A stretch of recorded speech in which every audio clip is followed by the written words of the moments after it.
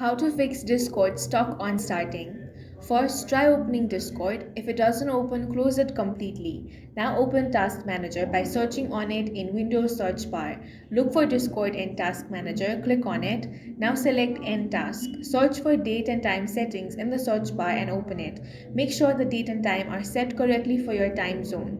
If not, turn off automatic settings and manually correct them. After fixing the date and time, right-click the Discord shortcut and select Run as Administrator to open it. If it doesn't work, go back to Task Manager and end Discord task again. Now open Add or Remove Programs from the search bar and find Discord. Right-click Discord, select Uninstall and Confirm. Go to your browser, search for Discord and go to the official website.